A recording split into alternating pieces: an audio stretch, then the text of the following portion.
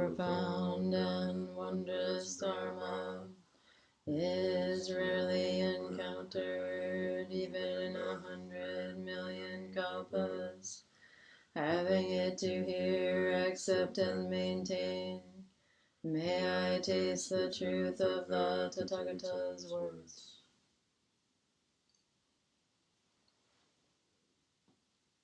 Good morning.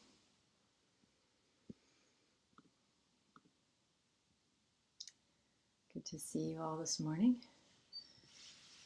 Let me know if I need to increase my volume. You can just go. That's easier. So let's see. I think I do know everyone here or have met, but just in case, my name is Sarah and my Dharma name is Dōjin. I use the pronouns she and her. And so today is June 20th, so there's a lot of calendar-ish things happening. I'm sorry. I have a different case on that is beautiful and very slippery. And it's like having on some water. Just recognize, the first nationally recognized Juneteenth was yesterday. Today is the tradition of Father's Day. I think tomorrow is the solstice. So there's a lot of, collective stuff. I wanted to let people know I'm having some computer problems and I need to say hi and leave. But good to see everybody. Thank you.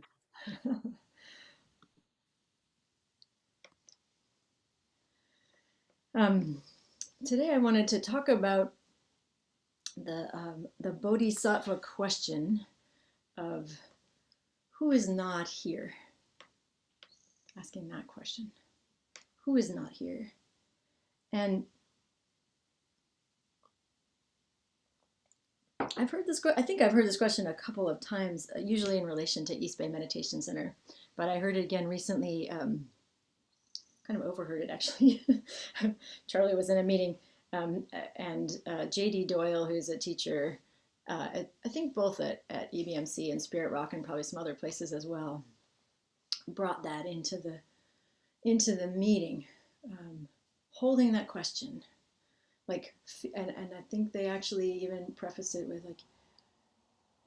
with deep appreciation for the community that was gathering and the nurturance of that, and as a way of being in or coming from love and caring for a community, and holding that appreciation, also asking who is not here. In Buddhist practice, I think it's very common and in Zen practice in particular, there's the question of who and what is here. We really orient, there's a lot of, especially in koans, we orient to the present, what is this? Who am I? Who is here? And so there's this almost looking at our present situation and immediate surroundings to the exclusion of what isn't present. And I want to invite for our Sangha this morning to bring in that a way of caring for the present is to also ask who and what is not present. So that question is, so when we ask that question, it's another aspect of taking care of any given moment. Whose voices are not being heard here? Whose experiences are not being represented? And we can even open those questions to why? What are the systemic forces? What are the structural forces that lead to this situation of some being seen and heard and some being not seen and not heard?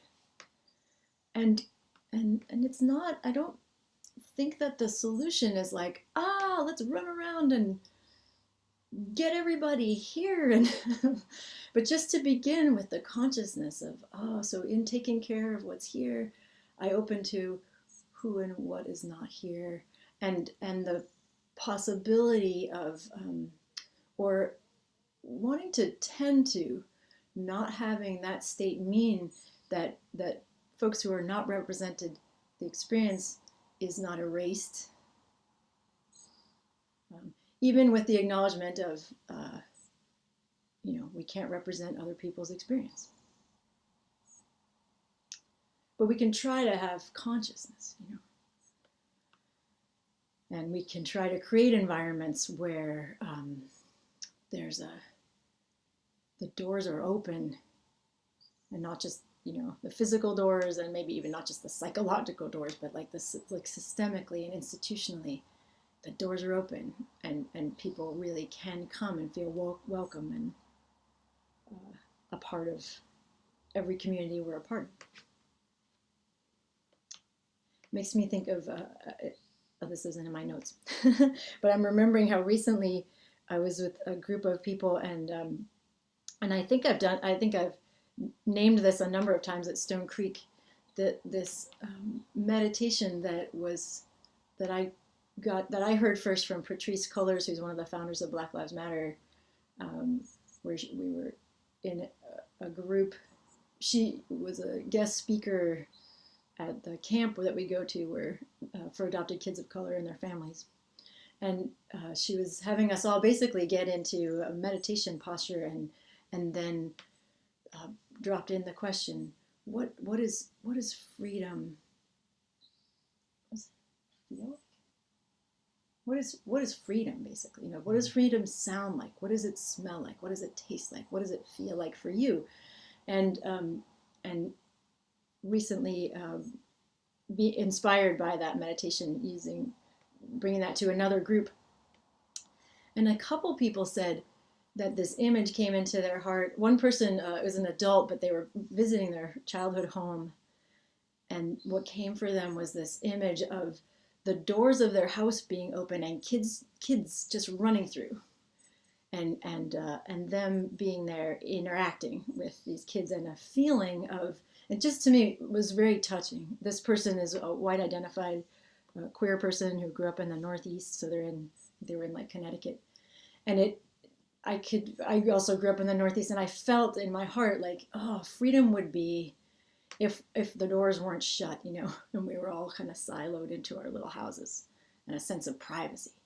Freedom would be kids moving through, and people interacting, and the neighborhoods not being so segregated, or not being segregated at all, and that freedom, that's a kind of freedom, that privacy doesn't allow. Actually, when I grew up, it was socially permissible to run through people's yards, and I appreciate that now.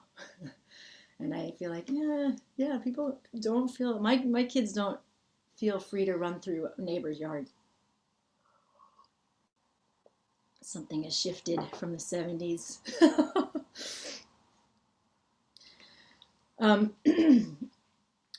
Sometimes when I have the opportunity to talk about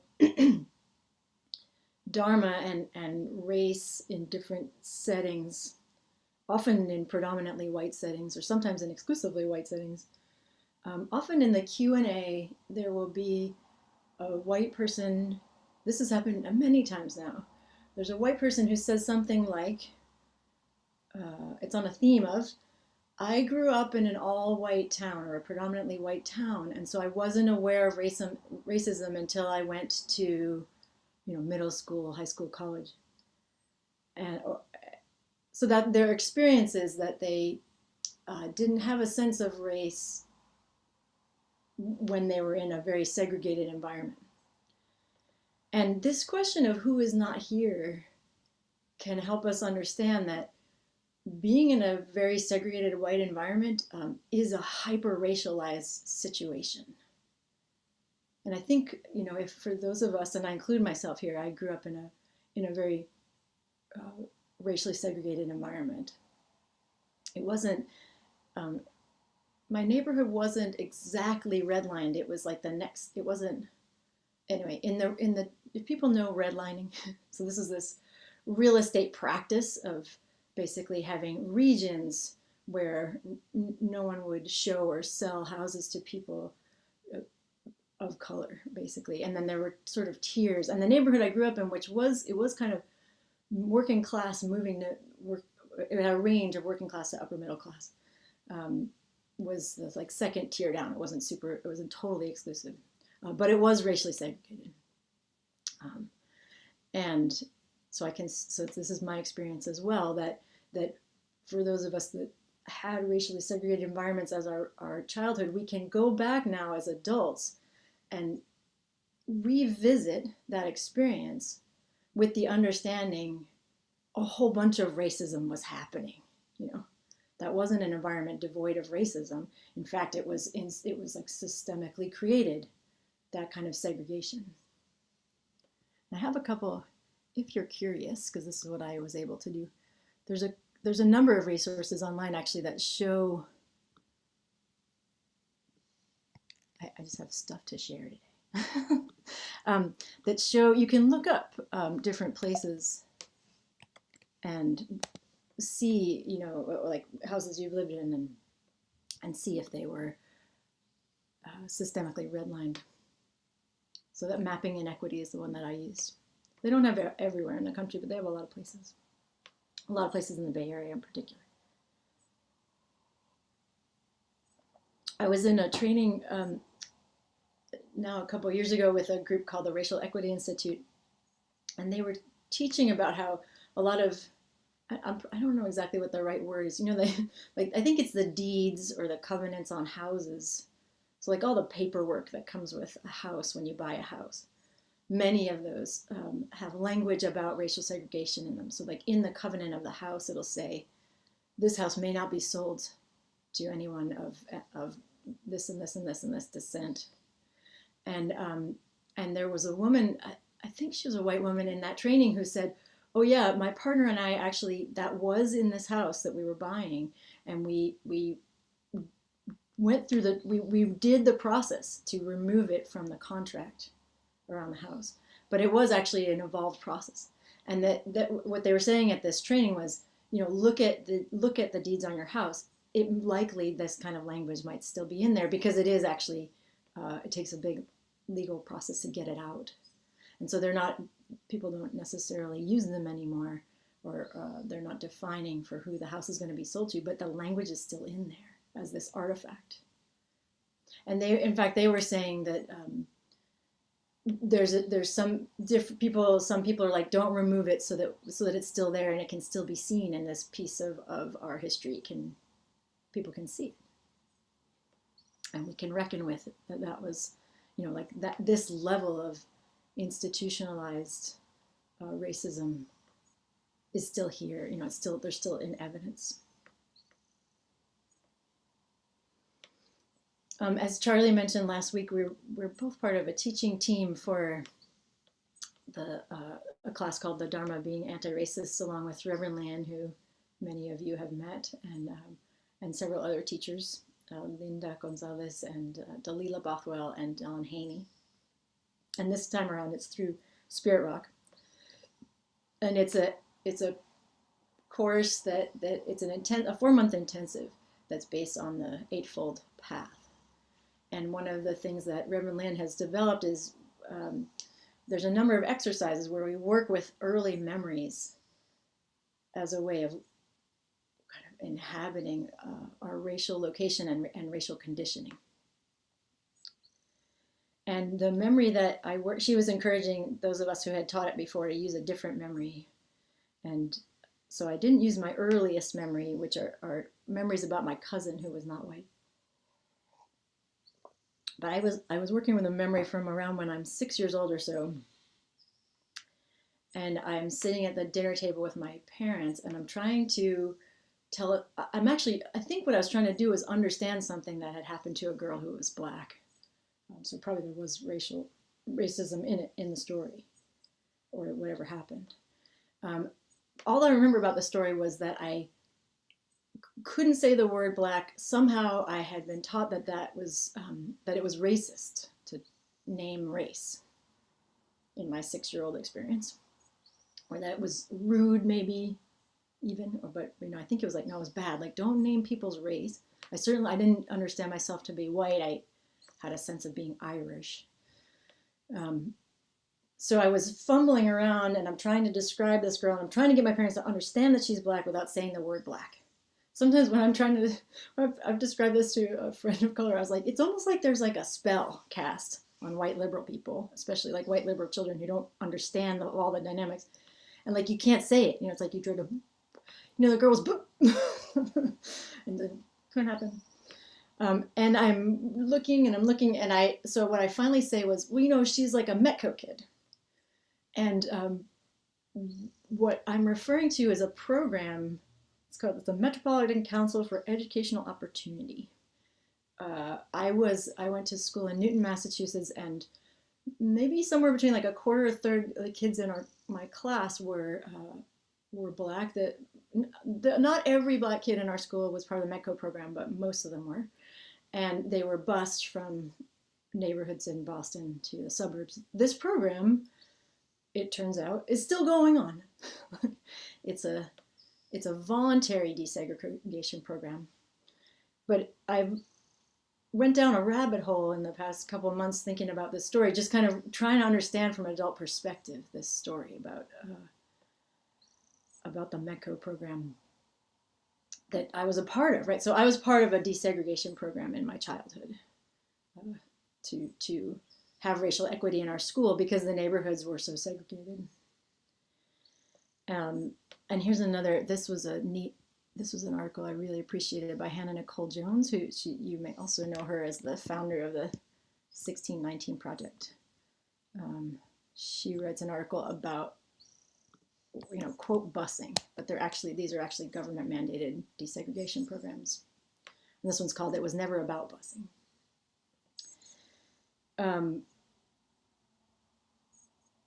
And it was kind of, I tried asking, my mom's not living, and I tried asking my father what his memories were about this program. And he doesn't really have any. So I'm just continuing as an adult to look at, like, what was this all about?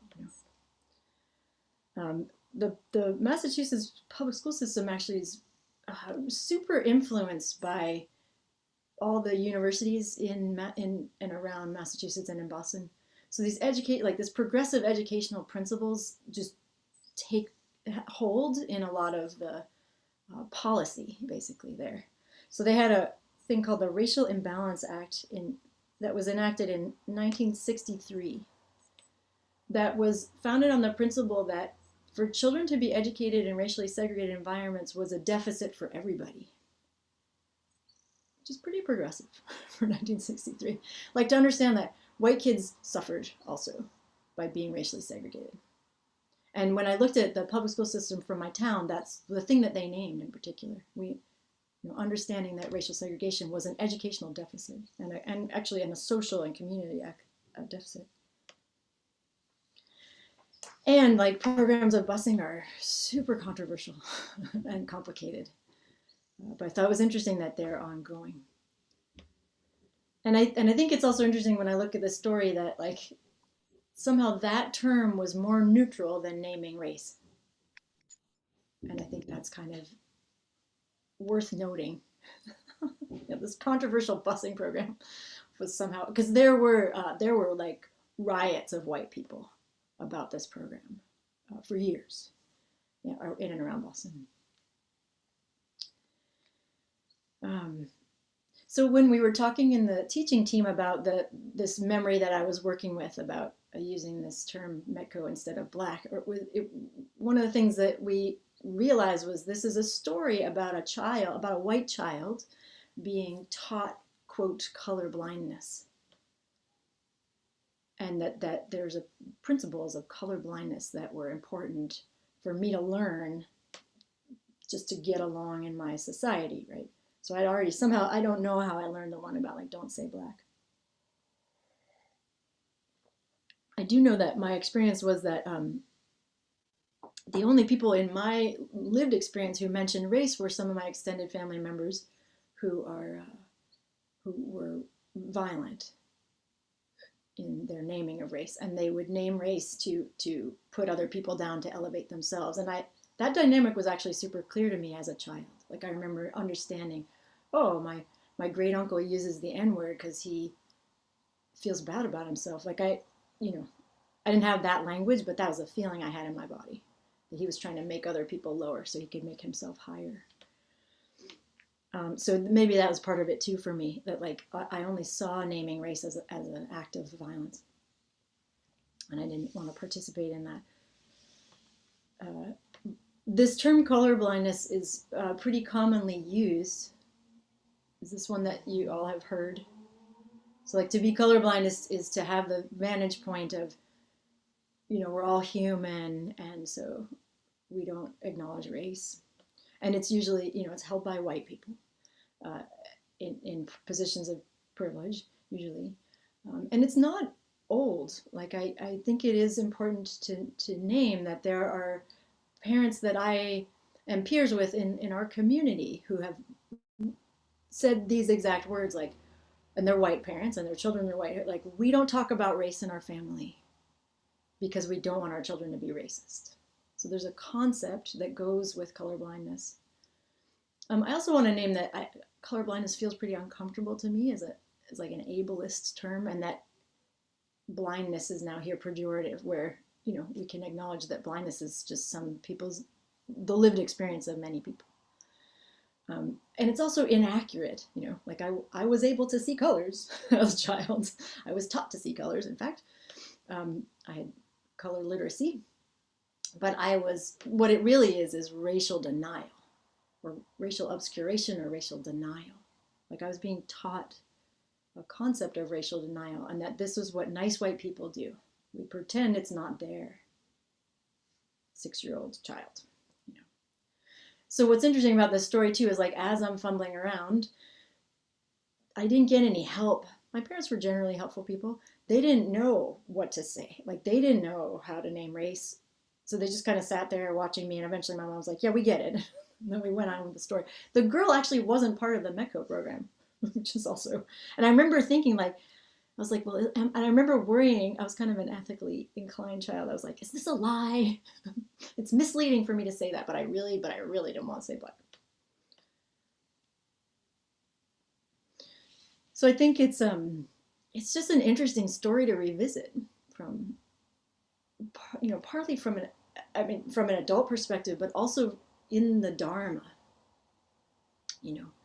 with the gifts of the Dharma, and the gifts of acknowledging and seeing conditioning through the lens of Dharma, to look back on a story like this and look at all the pieces of it that I can see, understanding there's a bunch of them I can't fully see. And to just feel into the experience of a child wanting to understand, wanting to get things right, wanting to be respectful. That was very important to me as a kid. Like I didn't want to be offensive to people.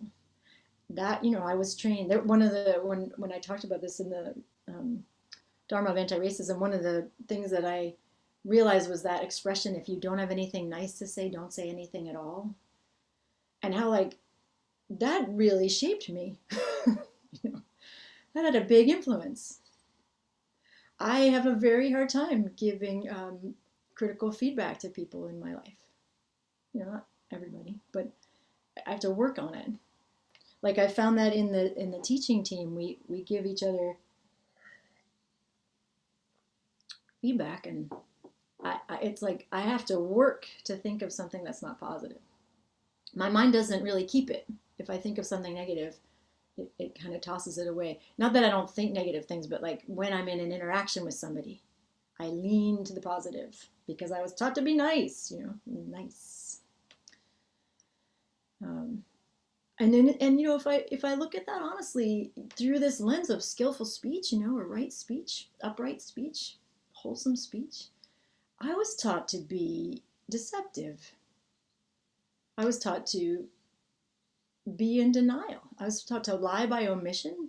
I was taught to not speak my whole truth, you know, so that I would fit in with the nice expectations.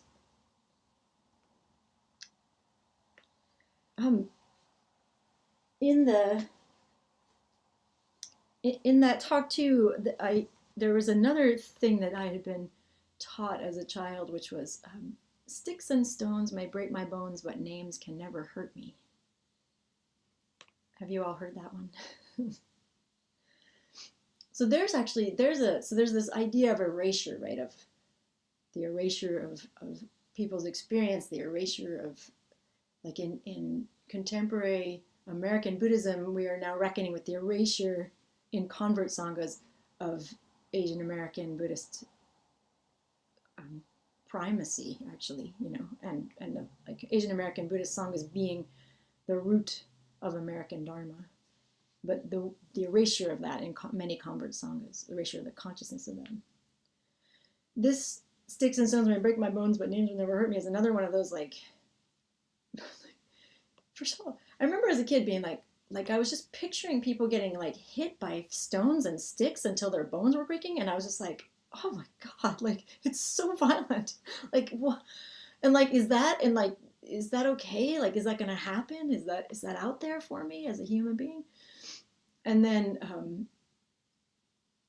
and then this assertion that nothing, you know, names shouldn't hurt you. Names don't hurt you.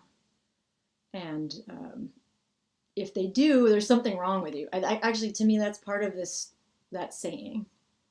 And so if you're a child, and I'm sure we have all experienced verbal violence, you know, and it's pretty impactful if we're, you know, again, like through the lens of Dharma, if we're present for our experience, not maybe right at the beginning of COVID, I parked somewhere that was inconvenient for somebody else, and they left a note on my car, and it included the words, and sorry, this is pretty harsh, but this one comes at me, this has come at me several times in my life, you stupid bitch.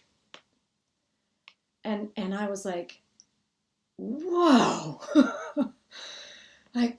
I stood there and I was like, okay, try to stay with this. And it was like, wow, that's painful. And it wasn't even said to me, it was just left in a note, you know. And now I'm like, suddenly I feel like pretty unsafe, and I'm looking around, who left this note? And somehow, I don't know who wrote it, but it was on this sort of florally paper with what I assumed was female handwriting, actually. I noticed that I made that assumption. And I was like, God, that's sad.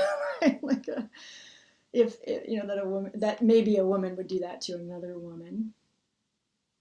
And I can think of another time where I saw a man mouthing that in my rearview mirror. He didn't like the way I was backing out of in a gas station.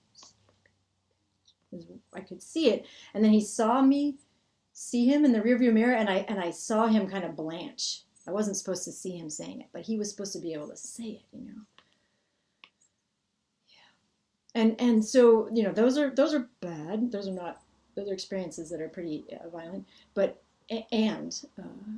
when it's a racial hate speech, there's like this whole other level, you know, of systemic violence and weight. And I say this not from my own experience at all. Like I cannot be on the receiving end of racial hate speech, but listening to the experiences of other people. And so I want to just share with you quickly the experience of Larry Yang, who is a Chinese American queer Dharma teacher. Probably lots of people know him. I think he's sort of famously through Spirit Rock and other places. He was one of the founders of East Bay Meditation Center. And he's talking about his experience when he sees anti-Chinese hate speech etched into an ATM machine. As he was like in a hurry. He was going out to dinner with a friend, and he's going to get his money from the ATM that he goes through all the time. And there's these vicious words carved into the ATM machine. And he says, and then how he practices with it, I think, is extremely beautiful. If my life were a movie, in this moment, it would have shifted abruptly into slow motion. Plans for dinner all receded into the distance, and my focus telescoped onto strong emotions of anger, hurt, even fear. Looking inward, I asked, what is happening right now? What is my internal experience? The rush of blood to my head, the pounding of my heart from increased blood circulation, dizziness and detachment from my surroundings. All of these were immediately identifiable. I turned toward the emerging feelings as they focused themselves to the surface of my mind. I felt aversion and the inclination to escape and push away from the present moment. I did not want what was happening to be happening. I felt again the impact of past experiences of harm caused by racial discrimination in different periods of my life. So he's paying attention to his embodied experience, and then he's paying attention to his mind, and all these other experiences of violence come rushing back. Different periods of my life as a child of Chinese immigrants, I felt again previously experienced forms of oppression that our society still perpetrates, including homophobia. Stories and scenes caused by association into my consciousness, I could hear the self-deprecating voice that aversion uses to minimize abusive experiences, floating stories through my thoughts that these are just kids simply misbehaving and wanting attention. That's all it is, the voice said. Don't get so upset. And this is what I think is so beautiful. I mean, all of it's really beautiful, but this one is such a pivot. He says, in that moment, I just waited, not needing to believe those conditioned voices. I waited to feel and clearly determine what was really happening to and within me. And as I lifted the veils of aversion, anger, and even rage, a tremendous sadness revealed itself for myself and for those like me who are the targets of cultural abuse. I felt again losing my innocence when I first encountered racism as a child. I felt again the grief of feeling different throughout my adolescence and questioning whether my life was worth having. I felt again the injustice of life being unfair, both as a child and as an adult. It broke my heart to stay with these feelings, and even though I hadn't been standing at that intersection for more than a minute, it broke my heart further to be aware that I still carried all these injuries with me over the decades. It's so not names can never hurt me, you know. And when I first read this, it was like that. I saw how deep that idea was, and it just blew up and was like, oh, yeah, hate speech is violence, you know. And then what I also find important in his stories, he says, and he looks around, so he's really paid attention internally, and then he opens his awareness and sees a frail elderly Asian couple brushed against my elbow as they walked by me, leaning on each other for support as my mother and father have done so many times. I wondered about their stories and about how their lives had been impacted by discrimination and historical oppression, large events and small, that broke their own hearts and burdened their own minds. And then he looks around the street and sees, all these beings who are, that he also realizes have had these experiences, these people around him. And that part too, as I was thinking on it later, I was like, it's not if this elderly Chinese couple and the people around him have experienced oppression and violence. It's what? Like, it's a given that they have in the United States.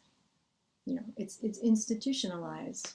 Like the Chinese Exclusion Act is an institutionalized part of our culture, part of the society in this country, for example. And that too, I think, is important to call to consciousness, or it is for me anyway. It's not if that happened, it's how much and how and what has happened to them. But he knew that they had these experiences. And I want to share his story with care and respect. I am not, as I said, like, I've never been on the receiving end of racial hate speech. And I find so much learning in his clear expression about how he worked with this encounter and worked through the conditioning that says, like, try not to notice this, I think especially if we're in any kind of marginalized group, but especially if, for people of color, there have to be defenses, right? Because it's so constant. And and in that moment, he just was able to set aside the defenses and be like, what is really happening for me? Forget that they told me that names can never hurt me.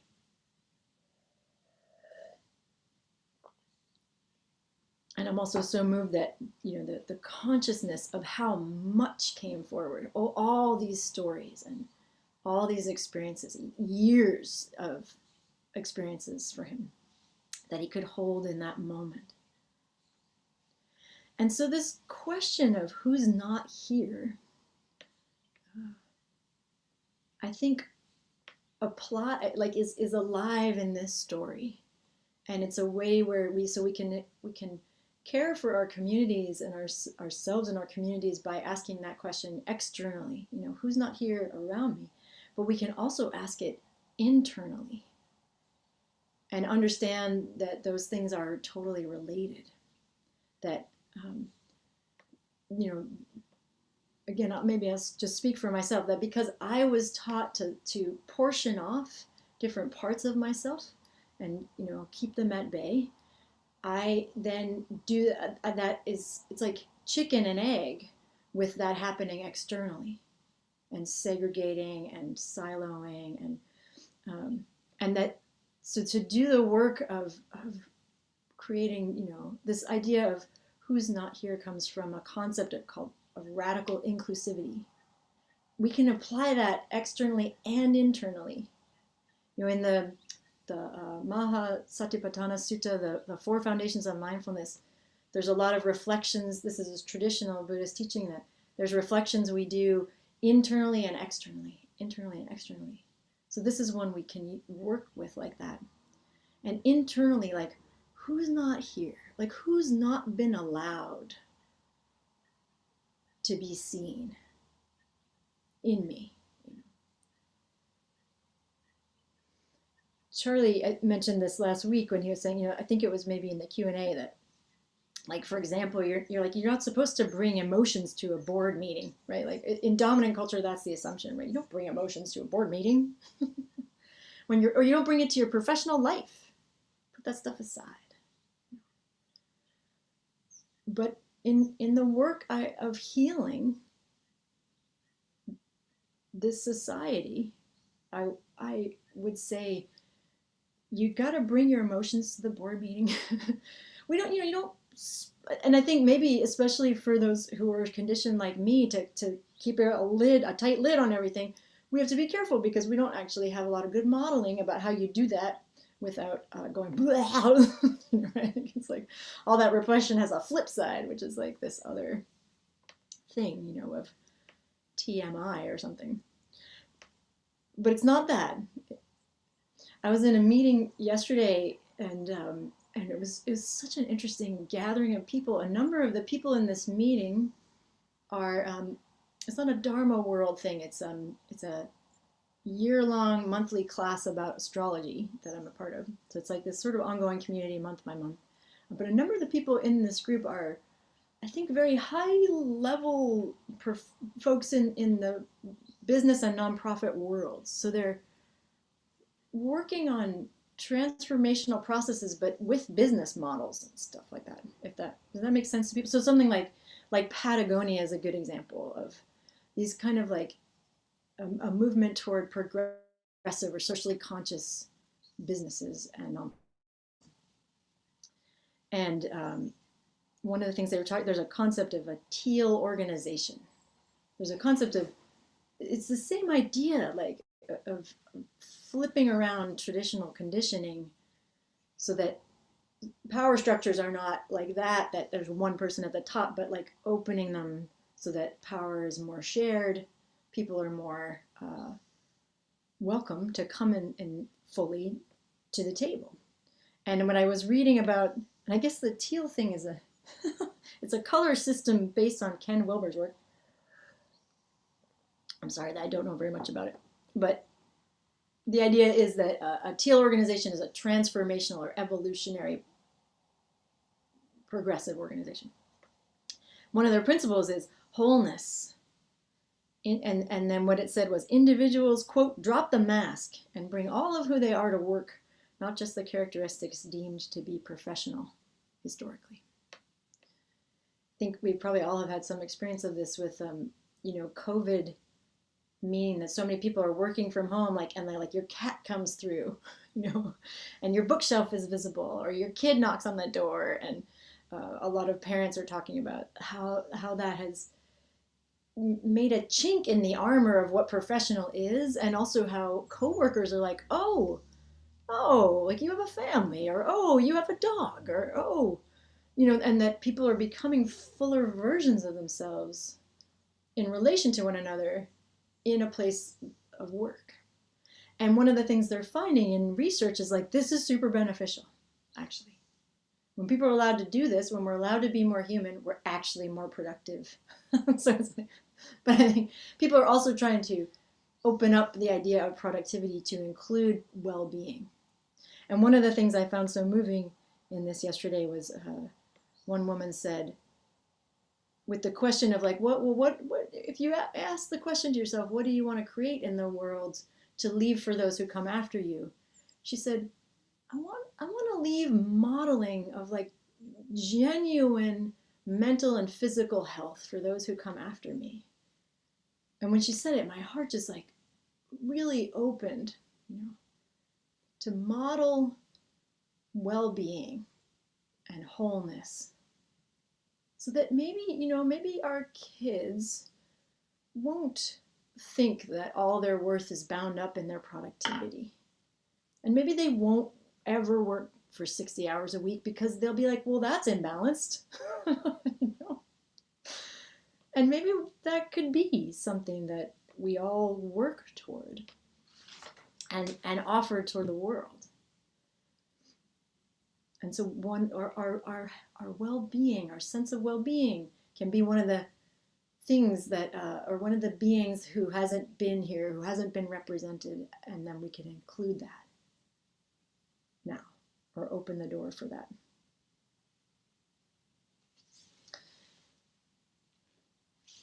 So the last thing I just want to say is the processes of transformation are uncomfortable. It's uncomfortable to ask who's not here. Anywhere we go in the United States, if we're not surrounded by indigenous people, we can ask the question, why? And hold the history of attempted genocide of indigenous people. That's true all over the place. Why? Why? And why am I in a predominantly white space? How did that come to be? And not that I get the answer, and not that I change it right away, but just that I hold in my heart. It's painful to do, but I do hold in my heart this land where my house sits right now, it's not historically it's true too, but also right now, this is land that could have been somebody else's. This is land that could still be in the hands of indigenous people had things gone differently, had people had other values than greed and ideas about progress in their minds. Right now, that's happening. Can I include that in the who's not here? And can I open to the pain of that? And I feel like practice is really so supportive for us to stay in discomfort and not run away from it. And we can lean on one another in practice to do that, and to stay with that, and to ask these questions, and to just feel into whatever arises when we do. Okay. Thank you very much.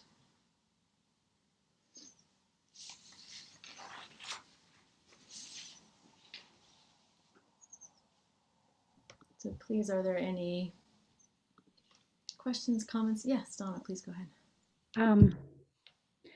Wow, I'm close to tears. I'm not sure exactly why. This talk was wonderful, and it opened up so much for me. But I really wanted to comment on, well, first of all, to say that I've been working hard in this area as well. And I find it very painful. And that's good because that means I'm taking off the mask. And I also had a very liberal upbringing, and I could really relate to the point you made about that in and of itself has put up a lot of barriers to seeing things in the way that they really are, and being able to speak out. I wanted to recommend a podcast that's on Spotify called Serial. And it's called, the title of this particular one is called Nice White Parents. And it's very painful. I saw a lot of myself in it. I saw a lot of my experiences and other people that I know in it. And it does talk about segregation in schools and how, as white people, liberals, we want to make things better, but we often, if we're not really careful and don't understand what we're doing, our power is, it doesn't do good, it does bad. And also to say that no one will ever call me, maybe they will, but it hasn't happened.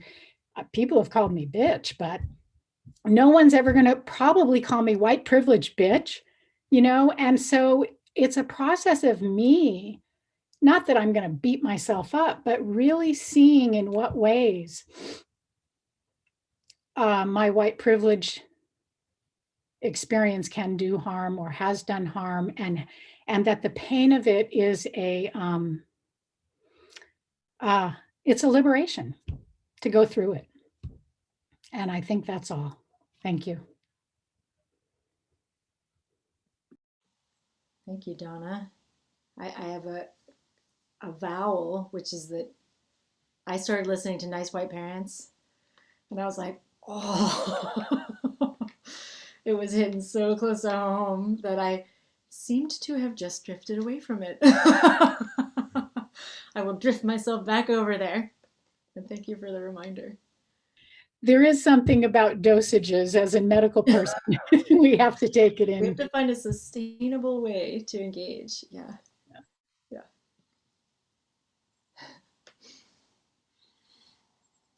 Is there anyone else who'd like to? I have a question or a comment. I know a lot of people, you were talking about somebody feeling better about themselves if they had, if they saw somebody below themselves and they felt better. I'm wondering if anybody has done any studies on the fact that you think of Black people and you think of Asian people, and they make a good target because they look different. And I wonder how much really has caused problems simply because they look different. Oh, let's see this. There's something so complicated happening right here.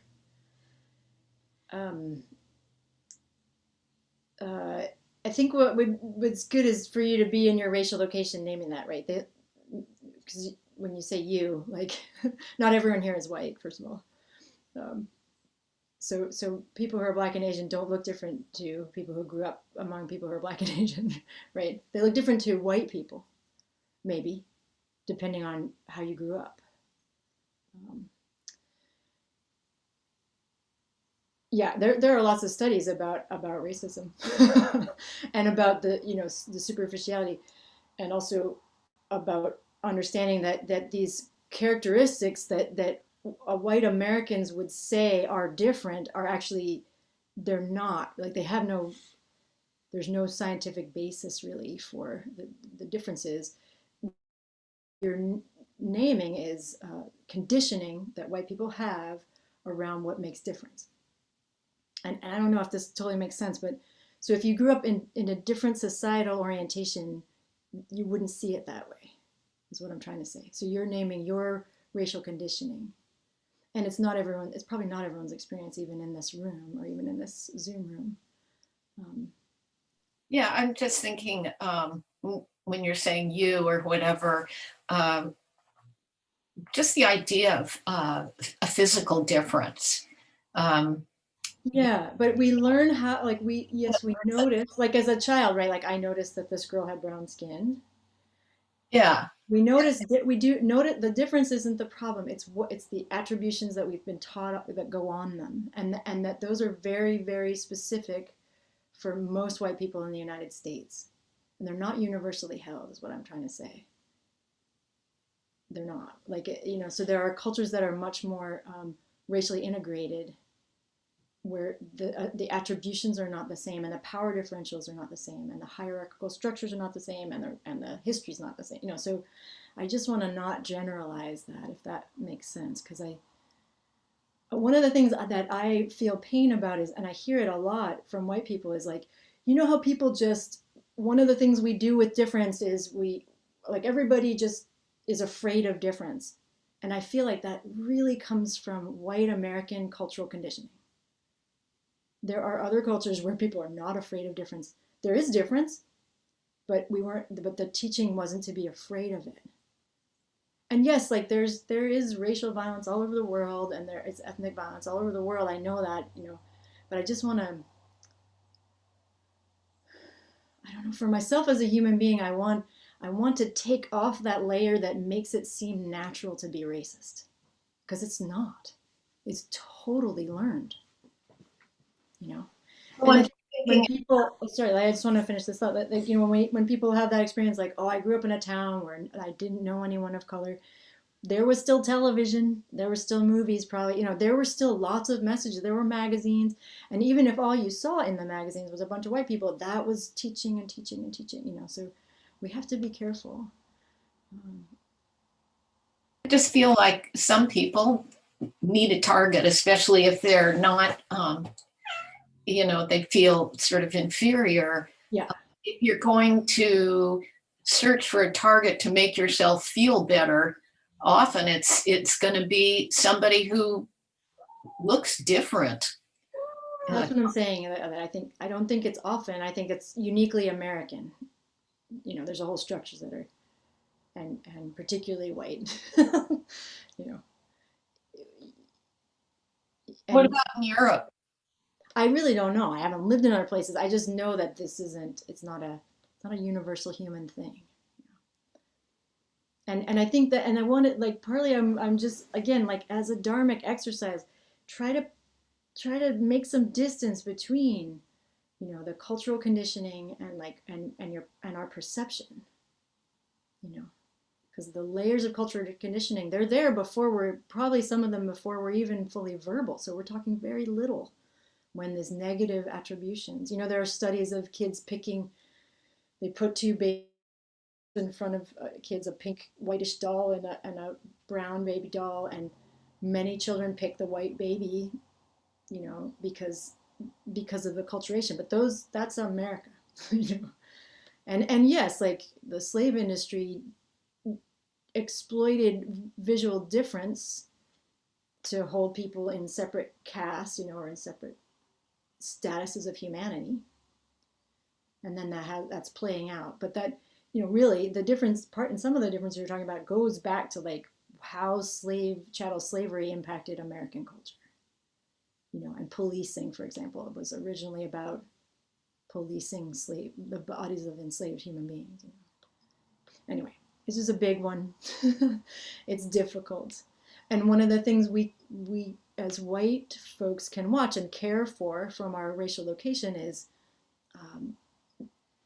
keep looking and dismantling the conditioning we've received, and also not generalizing it. And when people say, oh, it's just human to be this way, we can be like, no, I don't think so. Visual difference does not equal violence. That's what I'm trying to say. We've learned that. If we feel that, and also what you're pointing to, this is there's a systemic institutional engine that continues to this day, that started way back at the beginning of slavery, to drive a wedge between poor whites, so my uncle was poor, and people of color. And that's a whole thing, right? Like, my relatives who were less educated and lower economic status were more verbally racist. And that's a whole thing that is that's still happening today, where white people in power and privilege try to drive a wedge between the interests or people, between the identities actually of lower class whites and people of color, where actually in truth they have tons in common and tons of common interest. That's kind of what I'm talking about. Yeah, and that has its whole own history. Okay, I'm just noticing that it's 11:26. Is there anyone that has a quick last thing? Yeah, Barry, please go ahead.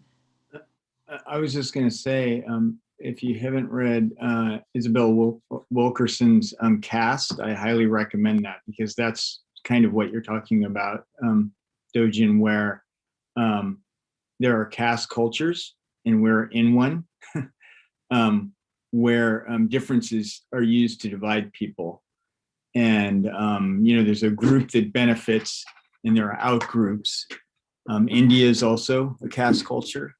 Nazi Germany was a caste culture. So, I think the point there is that, yeah, there's probably difference recognized culturally everywhere in the world, but how it's interpreted and how it's used and exploited is completely different. And the other thing I would just say about caste culture that reading this book really reveals to me is how insidious it is and how difficult it is to untangle when you're raised in that culture, because it does become the way you start to perceive things. Anyway, I highly recommend the book. Thank you. Yeah, and that's our effort, right? Like untangling our perception from conditioning and indoctrination, or so that not like just so we're like good and nice white people, so that we live in liberation, so that we can help bring liberation. Like this is really, so we can address suffering. Like that's really what the Buddhist thing is. That's what we're all about. Addressing suffering and creating the possibilities for liberation. This is what it's. So there's freedom when we tease apart our conditioning from our perception. Okay, Linda, is it quick? Is that okay to be brief? And if not, you could also email me. You are muted.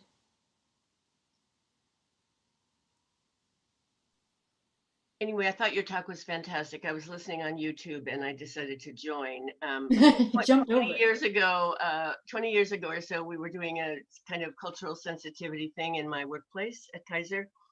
And I was living in Oakland at the time. And I, we had small groups of people talking about their cultural backgrounds to do that. And one of the things I said stupidly was something how much I appreciated having people of different cultures in our department. And two Asian women that were in that small group both burst into tears.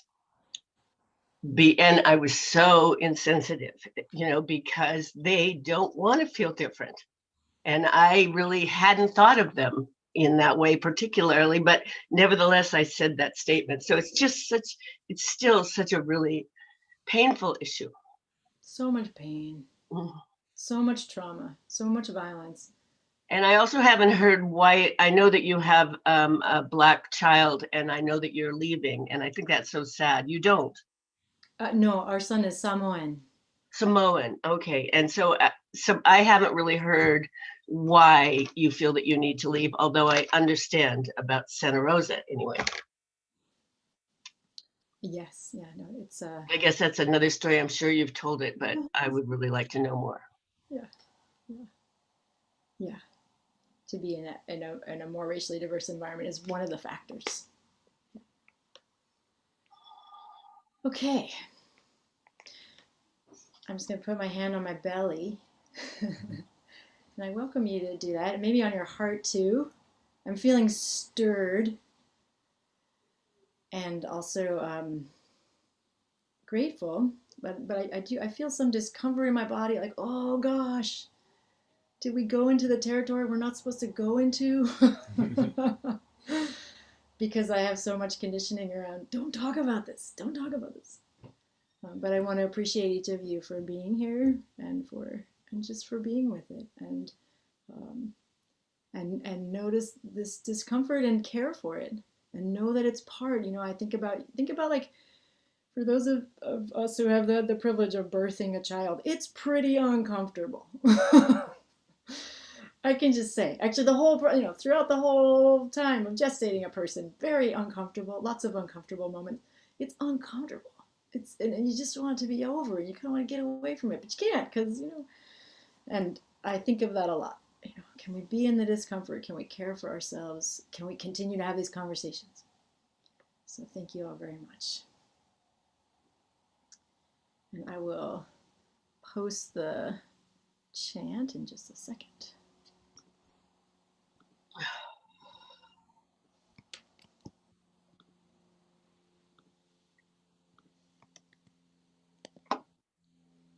Okay. And we'll finish with the closing chant.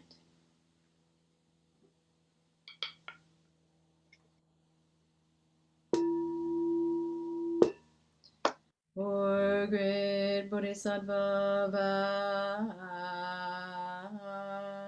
vows, beings are numberless.